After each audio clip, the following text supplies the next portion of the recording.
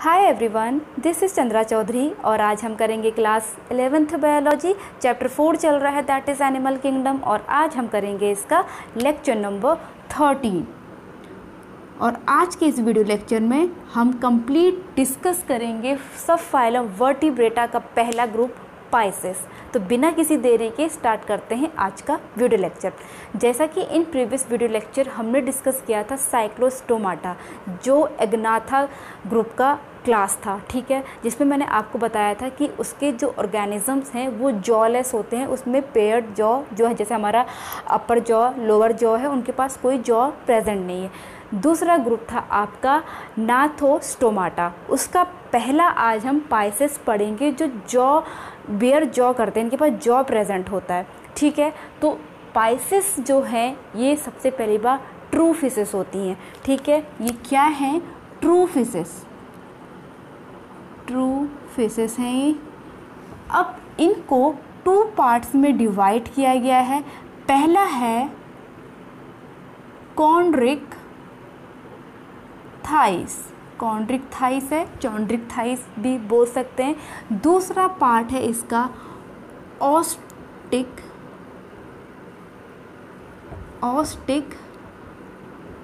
Thighs.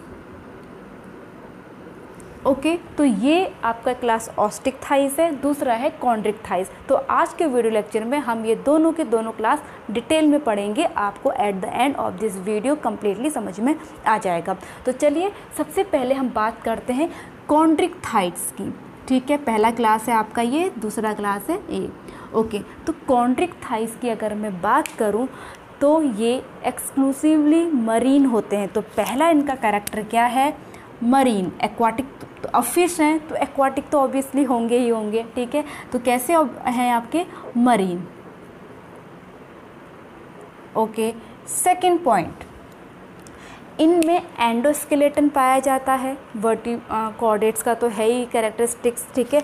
Endoskeleton है, endoskeleton, लेकिन कैसा होता है? कार्टिलेजिनियस होता है, कार्टिलेजिनियस होता है। दूसरी चीज़, इनकी जो बॉडी होती है वो स्ट्रीमलाइंड होती है, ठीक है।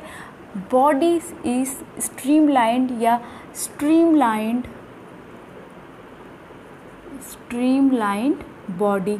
अब ये क्या चीज़ है स्ट्रीमलाइंड बॉडी? तो पहले ही एक चीज़ मैं बता देती हूँ, जो शार्क होती है, ठीक है, जो बहुत ज़्यादा पावरफुल प्रेडेसियस है, वो आपकी इसी के अंदर आती है, कॉन्ड्रिक थाइस के अंदर आती है। तो उसी का मैं यहाँ पर डायग्राम बना के आपको समझा देती हूँ, ठीक है। साथ साथ में पॉइंट भी कवर करते जाएंगे और ये भी। तो इसकी बॉडी कुछ इस टाइप से होगी,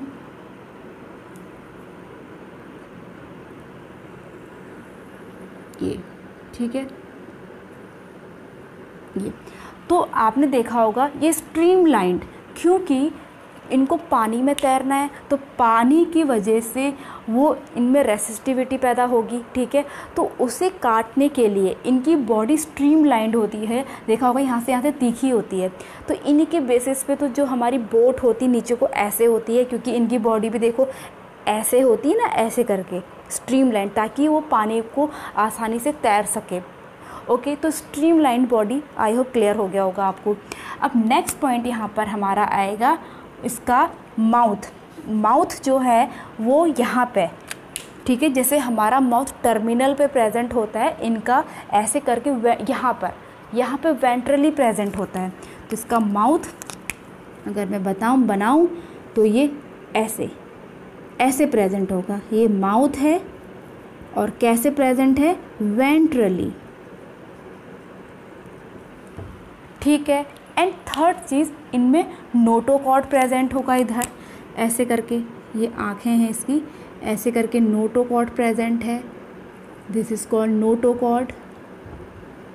तो यहाँ पर जो नोटोकॉर्ड है वो थ्रू आउट द लाइफ रहता है, ठीक है। तो हमारा फोर्थ पॉइंट क्या बनेगा? नोटोकॉर्ड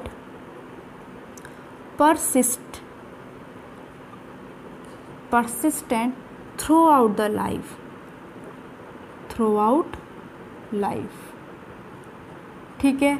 एंड फिफ्थ पॉइंट जो मैंने माउथ का बताया था, माउथ कैसा है, वेंट्रली, माउथ कैसा प्रेजेंट है, वेंट्रली, टर्मिनल नहीं है, वेंट्रली प्रेजेंट है। ओके चलिए अब इनकी हम फिन्स की बात कर लेते हैं। तो इसमें पहली बात तो एक फिन्स यहाँ पर, ठीक है, एक फिन्स यहाँ पर प्रेजेंट है और इसी का साथ यहाँ से भी तो पेयर्ड में है। तो ये क्या है, आपके इन फिन्स को बोला जाता है पहली बात तो पेक्टोरल फिन्स, ठीक है, जो कैसी होती हैं, पेयर्ड होती हैं। ओके, एक फिन्स इसकी यहाँ होती है, इधर ये ऐसे करके, इन फिन्स को बोला जाता है आपकी पेल्विक फिन्स, पेल्विक फिन्स बोला जाता है। ओके, ये भी पेयर्ड हैं। नेक्स्ट एक यहाँ पर इसकी फिन्स होती हैं, ये फिन्स, इसे डॉर्सल फिन कहते हैं,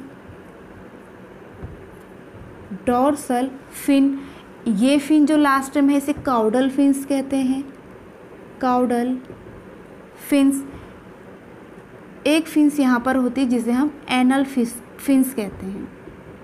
तो आप देख पा रहे होंगे इनके पास पेयर्ड फिन्स भी हैं, अनपेयर्ड फिन्स भी है, सिंगल फिन्स भी है। इससे पहले जो हमने साइक्लोस्टोमेटा पढ़ा था, स्टोमाटा पढ़ा था, उनमें जो थे आपके ऑर्गेनिज्म, मतलब मछली जैसे ही दिखने वाले थे, लेकिन उनके पास कोई भी पेयर्ड फिन्स नहीं था। तो यहाँ पर फिन्स कैसे हैं आपके, नंबर 6 आपका यहाँ पर बन जाएगा, पेयर्ड भी हैं और एंड सिंगल भी हैं। ओके, इतनी बात समझ में आ गई। नाउ नेक्स्ट, अब जैसे कि आपको पता है इनमें स्केल प्रेजेंट होते हैं, लेकिन स्केल इतने छोटे छोटे होते हैं कि वो हमें दिखाई भी नहीं देते हैं, ठीक है। और उनका स्ट्रक्चर मैं बड़ा करके दिखा रही हूँ, उनका स्ट्रक्चर कुछ इस टाइप से होता है, ऐसे करके ये, ठीक है। इन्हें बोला जाता है प्लेकॉइड स्केल, प्लेकॉइड स्केल्स कहा जाता है, जो आपके कैसे हैं, मिनट, मिनट मतलब बहुत ही छोटे, दिखाई नहीं देते, मैंने बना दिए हैं इतने बड़े, लेकिन होते नहीं हैं इतने बड़े, ठीक है। दूसरी बात, इनमें टीथ पाए जाते हैं ऐसे करके, बहुत ख़तरनाक होती है ये, ठीक है। लेकिन ये टीथ भी जो हैं वो मॉडिफाइड प्लेकॉइड स्केल ही हैं, ठीक है। ये जो टीथ हैं इसके क्या हैं, मॉडिफाइड प्लेकॉइड स्केल्स। यहाँ तक क्लियर हो गया। ओके, नेक्स्ट आपका टीथ भी हो गया। जो आपकी ये मैंने शार्क का जो बनाया है, इनके जो जॉ होते हैं काफ़ी पावरफुल होते हैं, ठीक है। 7th पॉइंट हमारा क्या बनेगा, जॉस आर वेरी पावरफुल। इसी वजह से इसको क्या कहा जाता है, प्रेडेशियस, प्रेडेशियस बोला जाता है, ठीक है। इतनी बात क्लियर है। अब हार्ट की बात कर लेते हैं इसके। इसमें जो हार्ट प्रेजेंट होता है वो 2 चैम्बर का होता है, ठीक है। पहले चैम्बर को बोला जाता है ऑरिकल, जबकि दूसरा क्या होता है, वेंट्रिकल। ओके, इतना क्लियर है। चलिए अब बात करते हैं नेक्स्ट हम रिप्रोडक्शन की। रिप्रोडक्शन से भी पहले हम बात करेंगे, एक चीज़ यहाँ पर मैंने नहीं बनाई, गिल्स स्लिट की, ठीक है। यहाँ पर ये गिल स्लिट प्रेजेंट होते हैं, गिल स्लिट, ठीक है। गिल स्लिट का काम क्या होता है, यहाँ से पानी एंटर करता है, यहाँ से बाहर आता है, लेकिन गिल स्लिट यहाँ पर ओपन होते हैं, इसमें गिल्स को ढकने के लिए ओपरकुलम नहीं पाया जाता है। तो नेक्स्ट आपका पॉइंट क्या बनाया जाएगा, नो ओपरकुलम प्रेजेंट, ठीक है। इतना क्लियर है। नेक्स्ट पॉइंट हमारा है, इनके पास एयर ब्लैडर भी प्रेजेंट नहीं होता है, ठीक है। 10th point, no air bladder. No air bladder का मतलब ये है कि ये एक ही जगह पर, ठीक है, एक ही जगह पर कॉन्टीन्यूसली तैरते रहते हैं, ये स्विम करते रहते हैं ताकि ये सिंक ना हो जाए, ठीक है। तो इसकी वजह से क्या करेंगे, constantly swim to avoid sinking, डूबने से बचने के लिए सिंकिंग, ठीक है।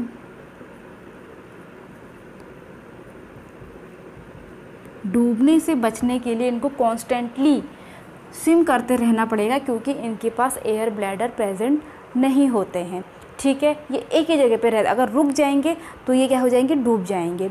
अब चलिए बात कर लेते हैं एट लास्ट इसके रिप्रोडक्शन की। 11th point, reproduction. तो पहली बात तो ये डायोसियस हैं, ठीक है, डायोसियस।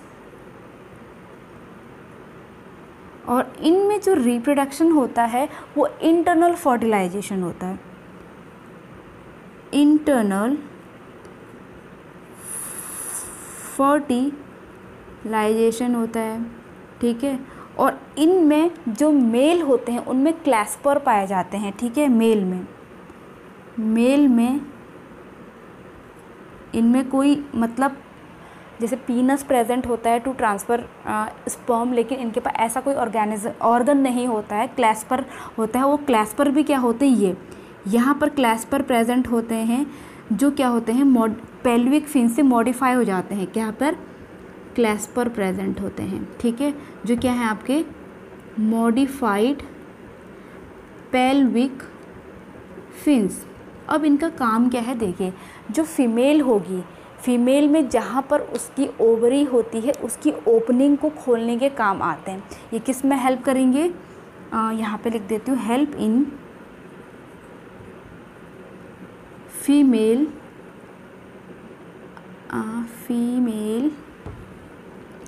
ओपनिंग, ठीक है, फीमेल की ओपनिंग को खोलने में हेल्प करेंगे और फिर जाके वहाँ पे अपने स्पर्म को रिलीज़ कर देते हैं। तो फर्टिलाइजेशन कैसा हो गया, इंटरनल फर्टिलाइजेशन हो गया, ठीक है। तो आई होप इतना आप लोगों को क्लियर हो गया होगा। और ये आपके ओविपेरस होते हैं,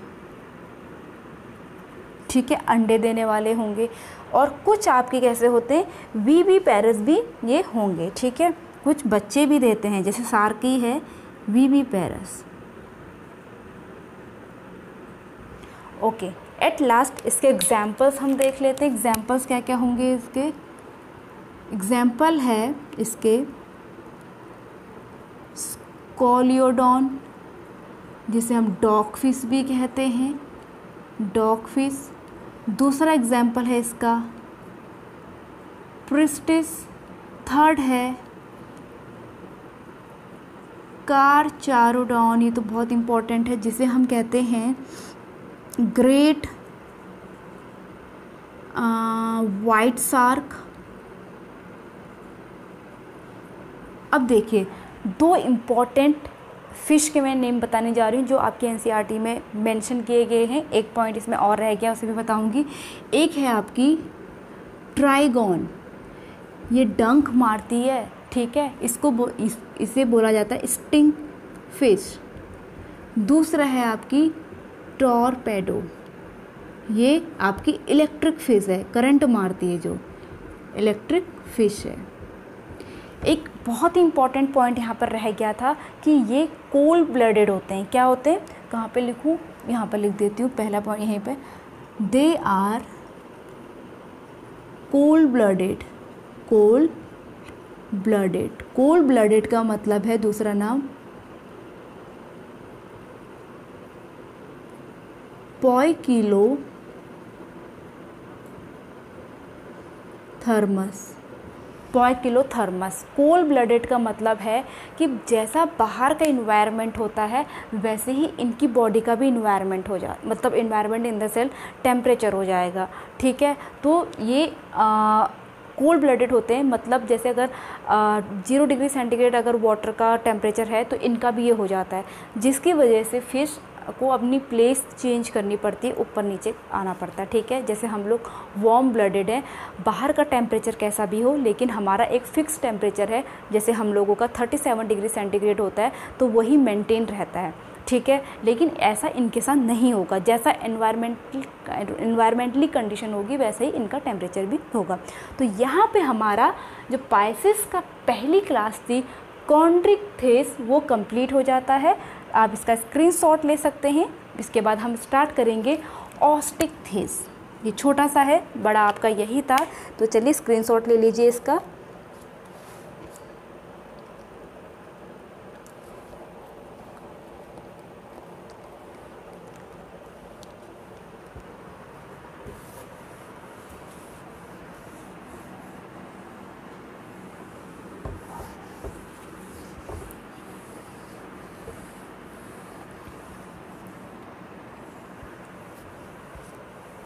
ओके, नेक्स्ट है हमारा ऑस्टिकथेस। तो इसकी मैं यहीं पे बना देती हूँ, डायग्राम यहाँ पे बना लूँगी। तो ऑस्टिकथेस की मैं बात करूँ, जैसे आपके कॉन्ड्रिक्थेस ओनली मरीन थे, लेकिन ये फ्रेश वाटर और मरीन दोनों होते हैं। तो पहला पॉइंट क्या हो जाएगा, फ्रेश वाटर एंड मरीन दोनों होंगे ये, ठीक है।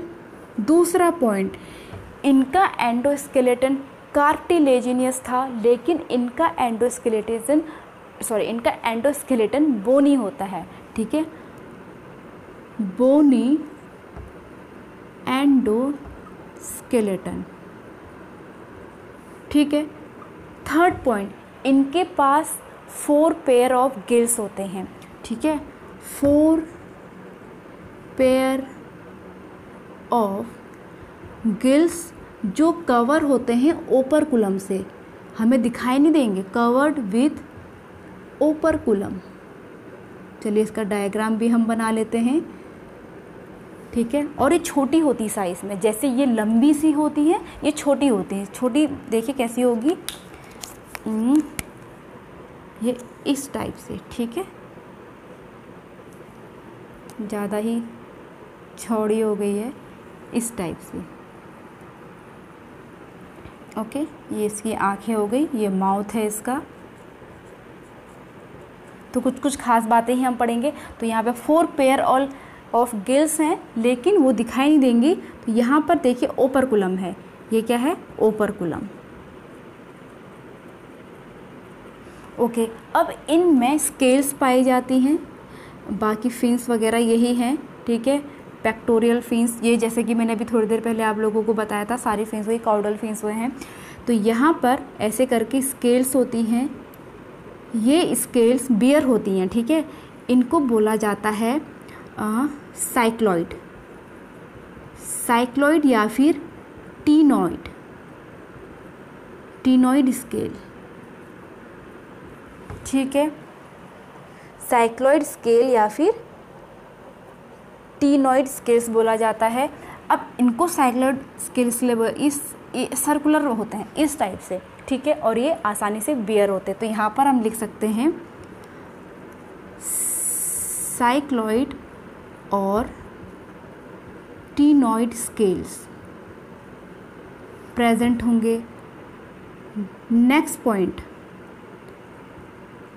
ठीक है, नेक्स्ट पॉइंट हमारा यहाँ पर बनेगा कि इनका जो माउथ है वो टर्मिनल होता है,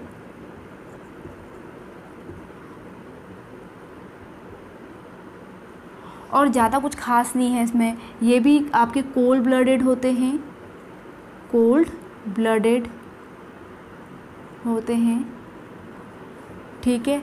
और क्या हम इसमें ऐड कर सकते हैं, कोल्ड ब्लडेड होंगे। इनके पास एयर ब्लैडर प्रेजेंट होता है, ठीक है। 7th पॉइंट, एयर ब्लैडर, जिसकी हेल्प से ये ऊपर नीचे, जैसे सी लेवल है, ऊपर नीचे कहीं पे भी तैर सकती है, एयर ब्लैडर प्रेजेंट होगा। तो बस ज़्यादा कुछ खास नहीं है। ओके, ये ऑस्टिक का मतलब भी बोन है, तो बोनी इसका एंडोस्केलेटन है, ठीक है, कार्टिलेजिनियस नहीं है। 4 पेयर ऑफ गिल्स हैं, ओपरकुलम इसमें पाया जाता है। इसके जो स्केल होते हैं वो साइक्लॉइड होते हैं। आपको ये बातें बस ध्यान में रखनी है। अब इसके एग्जाम्पल्स चलिए देख लेते हैं, एग्जाम्पल्स क्या क्या हैं। तो पहला है इसका एग्जाम्पल, मरीन में पाए जाने वाले, क्योंकि मरीन भी हैं और आपके फ्रेश वाटर भी हैं, ठीक है। तो मरीन में पाए जाने वाले हैं आपके एक्सोकॉइटस, ठीक है। दूसरा है हिप्पोकैम्पस, हिप्पोकैम्पस है, ये मरीन है।